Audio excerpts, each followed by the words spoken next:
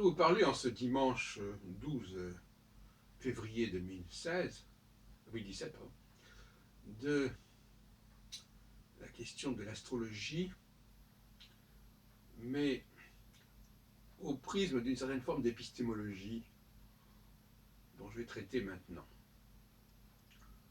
Une méthodologie, si on préfère.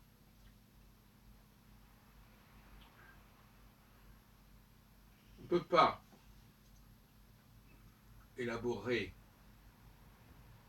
de système qui fonctionne de façon satisfaisante au niveau individuel. Si l'on ne prend pas compte, si on ne tient pas compte du contexte spécifique à chaque objet étudié.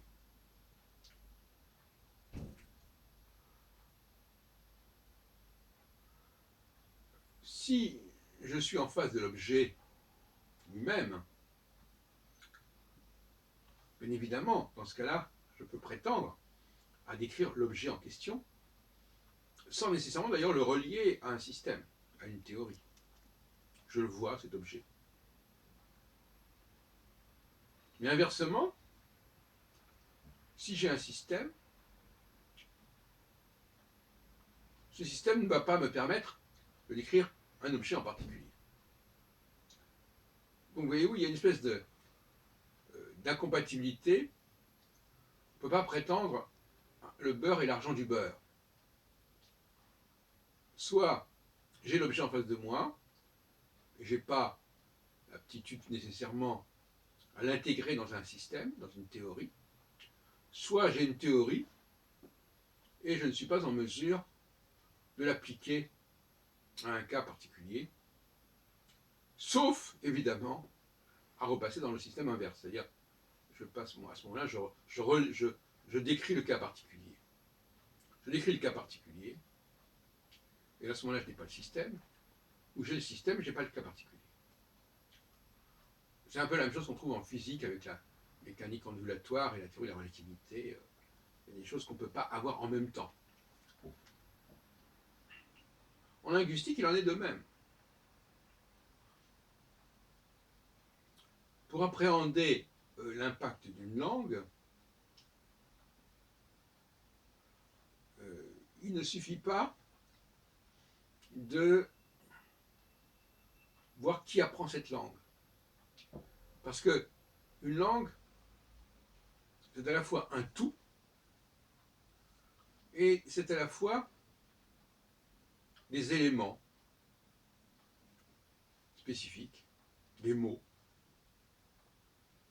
qui peuvent être en fait traités de diverses manières selon les contextes. Donc là encore, nous avons d'un côté un ensemble qui, on va dire par exemple la langue française, la langue anglaise, comme un tout. Et de l'autre côté, nous aurons des mots qui, eux, dépendront du contexte, de toutes sortes de contextes. Et par conséquent, qui ne nous permettent pas, à partir du mot en question, de déterminer exactement ce qu'il en est.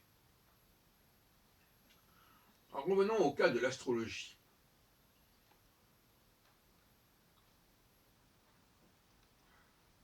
Nous avons d'un côté l'astrologie, de l'autre côté nous avons la voyance.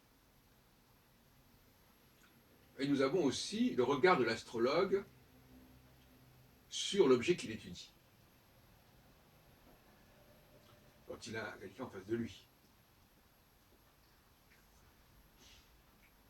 De la même façon, si on prend par exemple le cas des signes zodiacaux, on a la description du signe zodiacal, et puis on a des millions de gens qui sont reliés à ce signe zodiacal, et qui néanmoins sont extrêmement différents les uns des autres, par différents côtés, par toutes sortes de niveaux.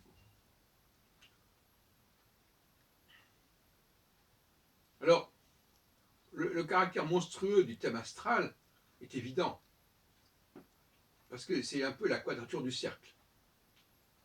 Il prétend étudier un cas particulier, un cas spécifique même, avec une précision qui est fonction, soi-disant, de l'heure de naissance, la précision de l'heure de naissance, etc., de lieu de naissance. Et puis, d'un autre côté, être l'application d'un système, un modèle. Ce sont deux prétentions qui sont en principe incompatibles. Le voyant, une sorte de voyant, est en mesure, en principe, de décrire l'objet, un objet spécifique. Quand je dis un objet, ça peut être une personne, bien sûr. Le psychologue, également, peut étudier un objet particulier, une personne. Et l'astrologue n'est pas censé le faire. Ce n'est pas dit. Ce n'est pas dit dans les manuels d'astrologie, notamment. De manière assez vague. L'astrologue, lui, il va dresser un thème astral qui est censé avoir la même dimension qu'un modèle, qu'une théorie. Et en même temps, qui est censé appréhender l'individu dans sa spécificité. Et c'est cette double prétention qui fait problème, en vérité, et qui est irrecevable, en fait.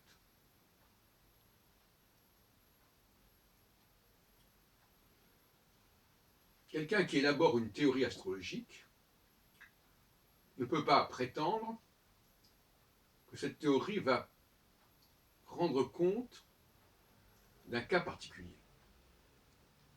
Une prétention exorbitante. D'autant plus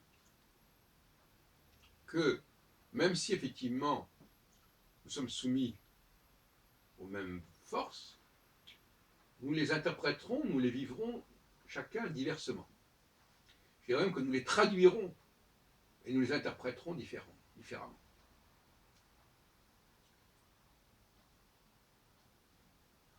Donc, il y a une population d'astrologues qui ne sont ni des théoriciens d'astrologie, ni des historiens d'astrologie, ni des chercheurs statistiquement en astrologie, et qui ne sont pas non plus des gens qui captent de manière particulièrement pénétrante les personnes par eux-mêmes, par leur propre capacité. Et donc, voilà une situation qui est étrange. En fin de compte, on peut se poser des questions sur le profil de ces personnes qui sont ni des voyants, ni des astrologues théoriciens, qui sont les vrais astrologues en fait. Parce que les astrologues, l'astrologie est une science théorique, comme son nom l'indique, puisqu'elle travaille sur le cosmos. Donc c'est une science comme l'astronomie qui réfléchit globalement. Alors que la voyance, c'est quelque chose de très particulier, où on est branché sur une personne en particulier. Comme la psychothérapie d'ailleurs, comme la psychanalyse. Donc des astrologues sont une sorte de population étrange, inclassable. On peut se poser des questions à leur sujet. Donc je dirais des astrologues praticiens, qui sont une catégorie un peu hybride entre le plan pratique et le plan théorique. Et qui ne sont ni de bons théoriciens, ni de bons praticiens. Vous avez les choses clairement.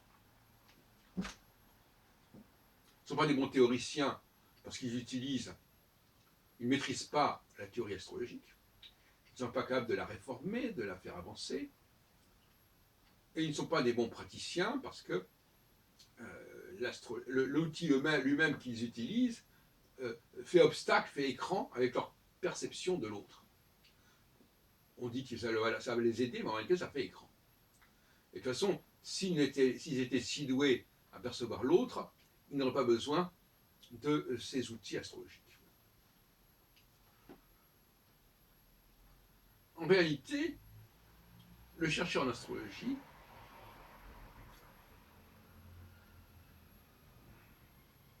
ne s'adresse pas aux astrologues praticiens, il s'adresse au public, à chaque personne.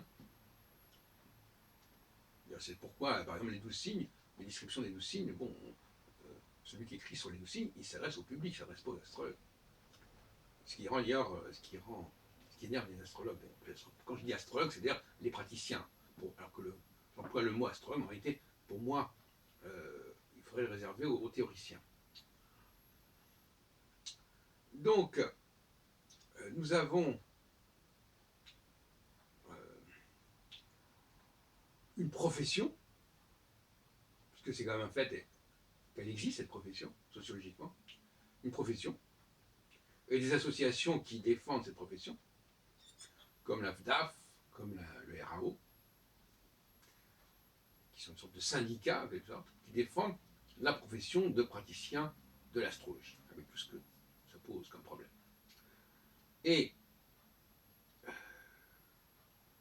en fait, le théoricien d'astrologie, lui, il propose des modèles très généraux, mais qui sont quand même structurés, c'est-à-dire qui structurent le temps, qui structurent l'espace, tout le monde n'est pas pareil, et le temps n'est pas non plus pareil.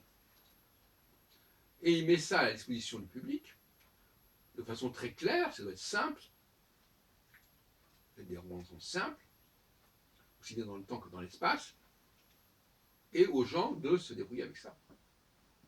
Voilà, ce qu'on appelle un outil. Un outil, c'est quelque chose qui sera utilisé par chacun à sa façon. Par exemple, si je vends des voitures, ben, chacune de ces voitures sera un outil qui aura un destin qui lui sera propre. Et dont je ne peux pas préjuger de la nature spécifique à chacun de ces objets. Celui qui vend des millions de voitures ne sait pas ce qu'il arrivera à chacune de ces voitures. Évident. Même s'il est en mesure de les réparer et de les restituer à une norme d'origine. Et de réparer les dégâts de l'usage spécifique de cette voiture. Donc,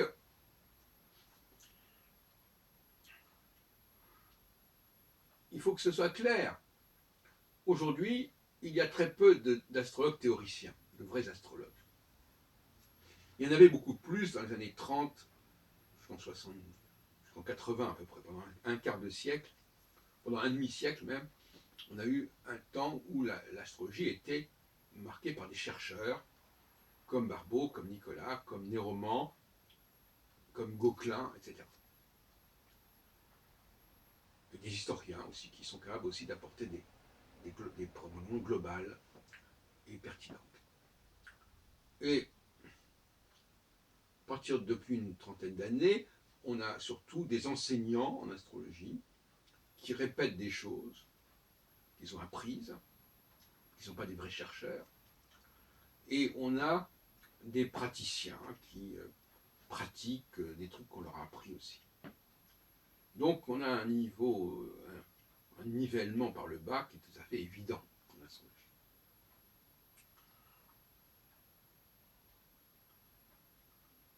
Donc c'est une profession qui est quand même très particulière, la profession d'astrologue, au sens où on l'entend traditionnellement aujourd'hui, c'est-à-dire quelqu'un qui va faire des calculs pour savoir qui est la personne en face de lui. On pourrait presque dire que c'est un métier pour les gens qui sont non-voyants. C'est un paradoxe, mais qui n'est pas inintéressant. Vous savez que le handicap peut devenir une qualité. Quelqu'un qui ne comprend pas les autres, qui n'arrive pas à les percevoir, va apprendre, va disposer d'outils qui vont lui permettre de voir les gens encore mieux que ceux qui n'ont pas cet outil. Moi-même, je suis dans cette position, par exemple. Moi-même, je n'utilise pas de lunettes. Et bien, dans certains cas, quand les choses sont écrites en très petits caractères, la personne qui porte des lunettes voit mieux que moi qui n'en porte pas. eh bien, on pourrait aussi, je me mets à la place, je me fais l'avocat du diable, hein, effectivement, dire, eh bien, les astrologues, qui sont probablement handicapés au niveau de la perception de l'autre, c'est-à-dire peut-être leur raison de venir à l'astrologie, prétendent que par cet outil, ils seront plus pertinents dans leur appréciation des choses que quelqu'un qui n'en a pas besoin. Vous savez que c'est un débat extrêmement complexe qu'on voit aujourd'hui. On pense même que demain, par exemple, un athlète qui aurait été handicapé des membres inférieurs, par exemple, pourrait courir plus vite que celui qui n'a pas été handicapé. Alors là, il y a un créneau, effectivement, remarquable, mais il faudrait supposer que l'astrologie soit vraie dans son affirmation de sa prétention à pouvoir décrire la personne grâce au thème natal. Mais si elle a raison, effectivement, elle pourrait aller plus loin que celui qui n'a pas cet outil. C'est une sorte de prothèse, en fait. Voilà.